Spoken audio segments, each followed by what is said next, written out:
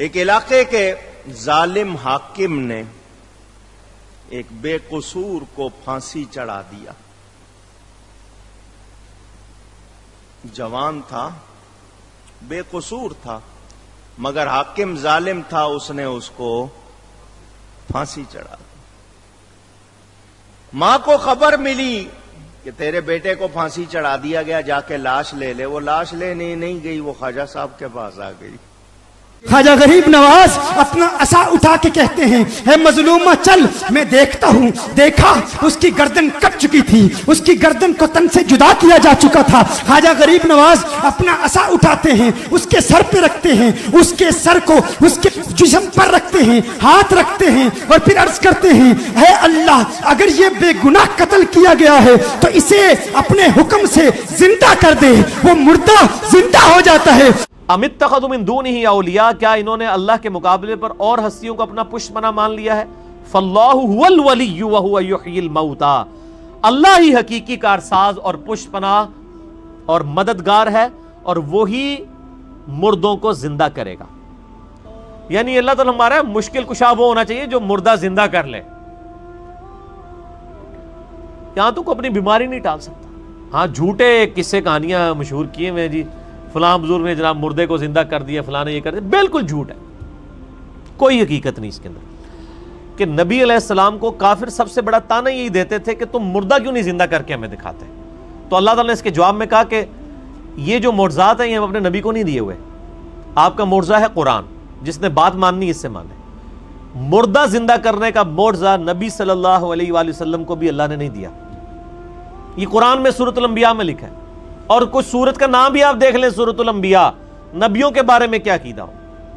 چہ جائے کہ اتنے بڑے بڑے یہ لوگ دعوے کر دیتے ہیں فلاں بزرگ نے کر دیا، اور اب دیکھ لیں وہ سارے بزرگ فیل ہیں، کیونکہ وہ پرانی باتیں بھی جھوٹ ہی تھیں. اب تو میڈیا کا دور ہے، اب جو بھی کوئی جھوٹ بولے گا وہ پکڑا جائے گا. اور کتنے لوگوں کے آپ دیکھیں وہ جھوٹ پکڑے جاتے ہیں، وہ مٹیاں چاٹ رہے ہوتے ہیں، بعد میں پتہ چلتا ہے وہاں پہ وہ کوئی عطر فیکٹری نے وہاں پہ وہ عطر پھینک دیا تھا، اس کی وجہ سے خوشبو تھی، وہ سارے مٹی چاٹ رہے ہوتے ہیں کہ پتہ نہیں کوئی بزرگ گزر گئے ادھر سے. تو یہ یعنی جہالت کی وجہ سے سب کچھ ہوا.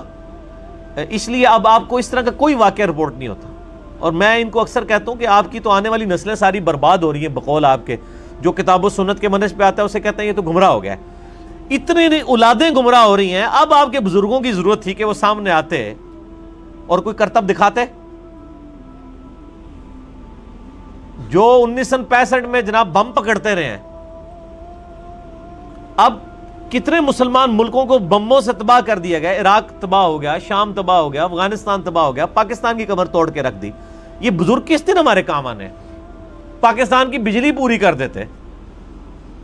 اب تو خیر کافی حالات بہتر ہیں، جب خراب تھی بجلی پوری کرتے ہیں، کچھ بھی نہیں. اور پھر حالت یہ ہے کہ دوسروں کو تو پھوکے مارتے ہیں، جب بیمار ہوتے ہیں تو ہاسپٹلز میں ان کو داخل کرواتے ہیں. میں نے آج تک کوئی بزرگ نہیں دیکھا کہ بیمار ہو تو اس کو اٹھا کے کسی مزار کے اوپر لے جائیں کہ جی جناب یہ بیمار ہو گئے ہیں، ان کا اپینڈکس کا آپریشن کر دیں. نہیں ہوتا. جیسے بیمار ہوتے ہیں ہاسپٹل میں لے کے جاتے ہیں، اور پھر ہاسپٹل بھی مہنگے والے ہاسپٹلز میں جاتے ہیں. اور آپ لوگوں کو انہوں نے اس طرف لگایا ہوا ہے کہ آپ ہم سے آگے پھوکے مروائیں. آپ دیکھ لیں نا یعنی کتنا کھلا تضاد ہے.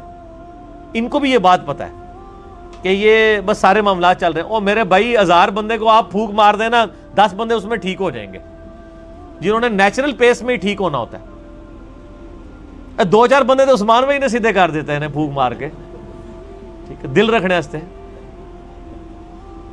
یہ تو مطلب ایک یعنی ایسی چیزیں کہ وہ لگ گیا تو تیر، نہ لگا تو تکا، یہ وہ چیز ہے.